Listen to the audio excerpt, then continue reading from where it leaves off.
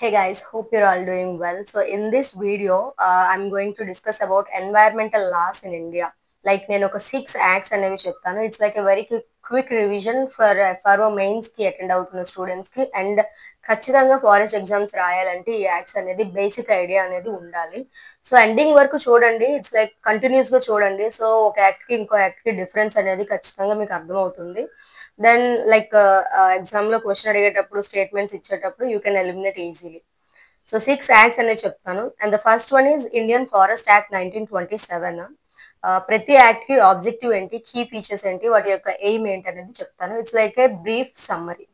So Indian forest act 1927 దీని యొక్క main objective ఏంటంటే to protect and conserve forest and regulate forest related activities. దీని యొక్క key features ఏంటంటే ఈ యాక్ట్ లో ఫారెస్ట్ ని కేటగరైజ్ చేశారు. రిజర్వ్ ఫారెస్ట్ కింద, ప్రొటెక్టెడ్ ఫారెస్ట్ కింద, విలేజ్ ఫారెస్ట్ కింద కేటగరైజ్ చేశారు. అండ్ ఇందులో the define forest offences and prescribe penalties offences ఏంటి, దానికి తగ్గట్టు పెనాల్టీస్ ఏంటి అనేది డిఫైన్ చేశారు.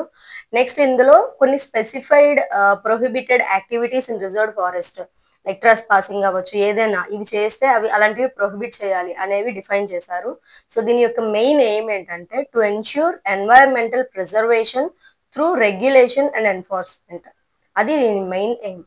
So second one is forest conservation act 1980 which is very important. దీని మెయిన్ ఆబ్జెక్టివ్ ఏంటంటే to prevent deforestation and degradation of forest thereby ensuring environmental preservation. So దీంట్లో ఉన్న కీ ప్రొవిజన్స్ ఏంటంటే కంపల్సరీ సెంట్రల్ గవర్నమెంట్ నుంచి permission అనేది or approval అనేది ఉండాలి. Mandatory approval from central government for what అంటే diversion of forest land for non forest purposes. ఏదైనా forest land ని నాన్ ఫారెస్ట్ పర్పస్ కింద కన్వర్ట్ చేయాలి అంటే ఖచ్చితంగా సెంట్రల్ గవర్నమెంట్ నుంచి అప్రూవల్ తీసుకురావాలి.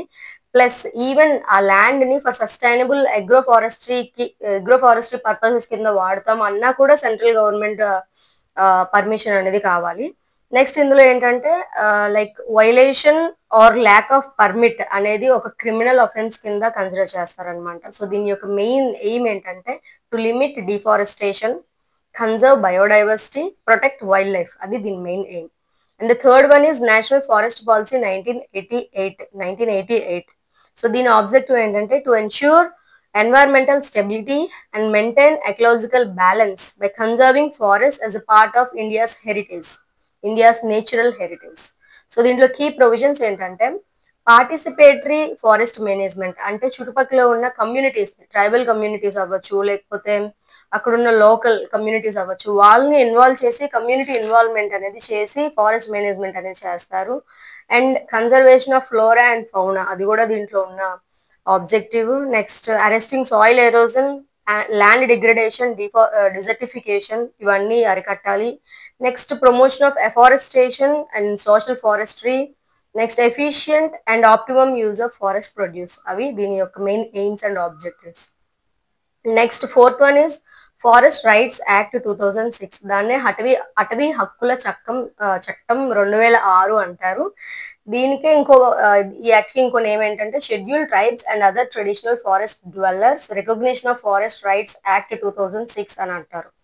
సింపుల్ గా ఫారెస్ట్ రైట్స్ యాక్ట్ 2006 అంటారు. దీని గురించి కొంచెం బ్రీఫ్ గానే చూసుకోవాలి, విచ్ ఇస్ వెరీ ఇంపార్టెంట్ ఇది. సో దీన్ని ఎందుకు తీసుకొచ్చారు అంటే it was enacted to correct the historical injustice done to schedule tribes అవ్వచ్చు or other traditional forest dwellers అవ్వచ్చు. వాళ్ళకి హిస్టారికల్ గా అంటే సంవత్సరాల కొద్దీ వాళ్ళకి జరిగే ఇంజస్టిస్ ని ఇప్పుడు కరెక్ట్ చేద్దామని, వాళ్ళకి కొన్ని రైట్స్ ఇద్దామని చెప్పి ఈ యాక్ట్ ని తీసుకురావడం జరిగింది. So this act operates under ministry of tribal affairs. దీని యొక్క మెయిన్ ఆబ్జెక్టివ్ అది to restore forest rights to scheduled tribes and other traditional forest dwellers who have lived and dependent on forests for generations. చాలా కాలం నుంచి forest మీద, forest land మీద, forest resources మీద depend అయి ఉంటారు కదా, వాళ్ళకి ఒక జస్టిస్ చేద్దాం, వాళ్ళకి కొన్ని రైట్స్ ఇద్దాం అని చెప్పి ఈ చట్టాన్ని తీసుకురావడం జరిగింది.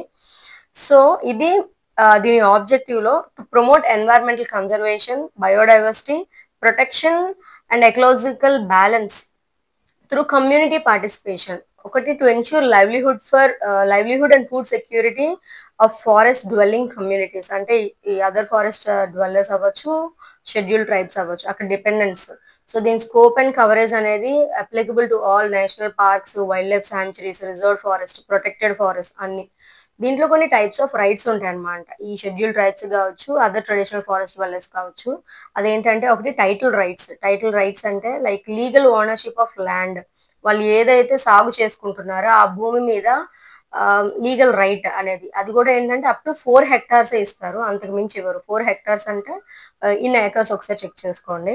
సో దాన్ని టైటిల్ రైట్స్ అంటారు. ఆ టైటిల్ రైట్స్ లో నో న్యూ ల్యాండ్ అలాట్మెంట్స్, అంటే కొత్తగా ఏమి ఇవ్వరు, ఆల్రెడీ వాళ్ళు సాగు చేసుకున్న దాని మీదే హక్కు అనేది ఇస్తారు. And second one is use rights అంటే ఏంటంటే అక్కడ ఉన్న మైనర్ ఫారెస్ట్ ప్రొడ్యూస్ అవ్వచ్చు, విచ్ అంటే excluding timber. Minor forest produce అవ్వచ్చు, లేకపోతే గ్రేజింగ్ ఏరియాస్ అవ్వచ్చు, వాటి మీద కొన్ని రైట్స్ అనేది ఇస్తారు. అంటే వాళ్ళు వాటిని అమ్ముకోవచ్చు, లేకపోతే యూజ్ చేసుకోవచ్చు అలాగా. Next third one relief and development rights. In case ఎవరైనా వాళ్ళని ఫోర్స్ఫుల్ ఎవిక్షన్ చేసిన, ఫోర్స్ డిస్ప్లేస్మెంట్స్ చేసిన, ఇల్లీగల్ ఎవిక్షన్ చేసిన, అప్పుడు రీహాబిలిటేషన్ అనేది కల్పిస్తారు. And fourth one is forest management rights. అంటే అక్కడున్న వాళ్ళ చుట్టుపక్కల ఉన్న అడవిని, అక్కడున్న రీసోర్సెస్ ని వాళ్ళు మేనేజ్ చేయొచ్చు, వాళ్ళు పండించుకోవచ్చు, సస్టైనబుల్ యూజ్ కోసం, అంటే లైక్ కన్జర్వ్ చేయొచ్చు. వాళ్ళు అక్కడ కాపాడుతూ, వాళ్ళు కొంత భాగాన్ని కాపాడుతూ ఉపయోగించుకోవచ్చు. నెక్స్ట్ రీజనరేట్ చేసుకోవచ్చు. సో ఈ కమ్యూనిటీ బేస్డ్ గవర్నెన్స్ అని అంటారు అనమాట దీన్ని. సో దీంట్లో ఎలిజిబిలిటీ చూసుకుంటే అందరు ఎలిజిబుల్, ఇప్పుడు నేను దానికి ఎలిజిబుల్ కాదు. సో ఎలిజిబిలిటీ చూసుకుంటే అక్కడ ఈ రైట్స్ కావాలంటే to claim these rights they must belong to schedule tribes and other traditional forest dwellers అయి ఉండాలి, ఆర్ షెడ్యూల్ ట్రైబ్స్ అయి ఉండాలి ఆ ఏరియాలో, పర్టికులర్ ఏరియాలో. లైక్ వాళ్ళు ఆ ఫారెస్ట్ ఏరియాలో అట్లీస్ట్ 3 జనరేషన్స్ నుంచి అక్కడ స్టే చేసి ఆ ఫారెస్ట్ మీద డిపెండ్ అయి ఉండాలి. అంటే 2005 డిసెంబర్ 13, 2005 కల్లా వాళ్ళు 75 years నుంచి, అంటే 3 generations నుంచి అక్కడే ఉండి వాటి మీద డిపెండ్ అయి ఉండాలి. నెక్స్ట్ వాళ్ళ లైవ్లీహుడ్ పర్పస్ కానీ ఆ ఫారెస్ట్ ల్యాండ్ మీద కానీ డిపెండ్ అయి ఉంటే అప్పుడు వాళ్ళకి ఈ రైట్స్ అనేది వర్తిస్తాయి. And the fifth one is wild life protection act 1972. Wild life protection act ఇది రీసెంట్ గా 2021 లో అమెండ్మెంట్ జరిగింది. మనకి షెడ్యూల్స్ కొంచెం కన్సైజ్ చేయడం జరిగింది, అది కూడా చూసుకుందాం. వైల్డ్ లైఫ్ ప్రొటెక్షన్ యాక్ట్ 1972 చూసుకుంటే it was enacted to protect country's wild life and their habitats. ఈ యాక్ట్ లో ముఖ్యంగా వైల్డ్ లైఫ్ అంటే ఏంటో డెఫినేషన్ కూడా ఇచ్చారు, అది కూడా చూసుకుందాం. It provides legal framework for the conservation of various species of flora and fauna and regulate activities that could harm them. So ముఖ్యంగా ఎండేంజర్డ్ స్పీసెస్ ని ప్రొటెక్ట్ చేయడానికి ఈ చట్టాన్ని అనేది తీసుకొచ్చారు. To ensure the protection of endangered species and to regulate hunting of wild life. ఇష్టం వచ్చినట్టు చేయకూడదు కదా, సో కొంచెం రెగ్యులేషన్ అనేది ఉండాలి. సో వైల్డ్ లైఫ్ ప్రొడక్ట్స్ కానీ లైక్ ఏనుగులు చూసుకుంటే ఏనుగు దంతాలు ఇవన్నీ ఇష్టం వచ్చినట్టు ఇల్లీగల్ గా ట్రేడ్ చేయకూడదు. సో ప్రతిదానికి ఒక రెగ్యులేషన్ అనేది ఉండాలి, అందుకని ఈ యాక్ట్ తీసుకొచ్చారు. To establish protected areas, like ఈ యాక్ట్ లోనే నేషనల్ పార్క్స్ అని, wild life sanctuaries and reserves అని ఎస్టాబ్లిష్ చేస్తారు. సో అక్కడ ఉన్న యానిమల్స్ ని ప్రొటెక్ట్ చేయడానికి. దీంట్లో ఉన్న కీ ఫీచర్స్ చూసుకుంటే వైల్డ్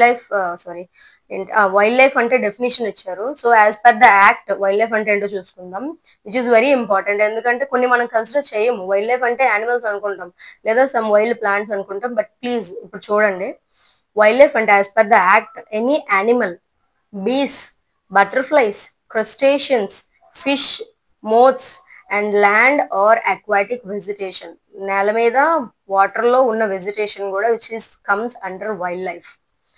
వెరీ బ్రీఫ్ డెఫినేషన్ అనమాట చూసుకుంటే. Next it establishes protected areas, చెప్పాను ఆల్రెడీ, వైల్డ్ లైఫ్ శాంచురీస్ అని, నేషనల్ పార్క్స్ అని, కన్జర్వేషన్ రిజర్వ్స్ అని ఇవన్నీ పెడతారు యానిమల్స్ ని ప్రొటెక్ట్ చేయడానికి. And it regulate trade and possession of wild life and their derivatives. దీంట్లోనే 4 షెడ్యూల్స్ ఉంటాయి, like varying degree of protection. ఎక్కువ ప్రొటెక్షన్ ఇవ్వాల్సిన యానిమల్స్ ని షెడ్యూల్ 1 లో పెడతారు. Highest level of protection or ఏదైనా క్రైమ్ జరిగితే అటువంటి యానిమల్స్ పైన highest level of penalty, highest level of punishments కూడా ఉంటాయి షెడ్యూల్ 1 లో. నెక్స్ట్ షెడ్యూల్ 2 చూసుకుంటే సమ్ వాట్ లెస్సర్ అనమాట, like animal species with lesser level of protection అందులో పెడతారు. షెడ్యూల్ 3 అయితే ప్రొటెక్టెడ్ ప్లాంట్ స్పీసెస్ ఇందులో ఉన్నాయి. నెక్స్ట్ షెడ్యూల్ 4 అయితే specified list under CITES. CITES అంటే convention on international trade in endangered species of wild flora and fauna. అందులో list చేసిన species అన్ని ఈ షెడ్యూల్ 4లో స్పెసిఫై చేసి ఉండబడ్డాయి. This is about wildlife conservation, wildlife protection act 1972. And the sixth one is biological diversity act 2002. మనకి రీసెంట్ గా May 22 which is celebrated as international biological diversity day. And the theme is harmony with nature and sustainable development. గుర్తుపెట్టుకోండి. So biological diversity act 2002 దీని యొక్క main ఎందుకు ఇది enact చేశారు, main aim ఏంటంటే, it was enacted to fulfill India's international obligation under CBD, Convention on Biological Diversity, in 1992లో వచ్చింది ఇది. So దానికి అనుగుణంగా ఇండియాలో ఈ బయోలాజికల్ డైవర్సిటీ యాక్ట్ 2002 అనేది తీసుకురావడం జరిగింది. దీని ఎయిమ్ ఏంటంటే to conserve biodiversity, promote sustainable use and ensure fair and equitable sharing of benefits arising from the use of biological resources and traditional knowledge. So ఈ యాక్ట్ లో బయోడైవర్సిటీ అంటే ఏంటి, biological resources అంటే ఏంటి అనేది స్పెసిఫై చేశారు. అవే దీని యొక్క కీ ఫీచర్స్.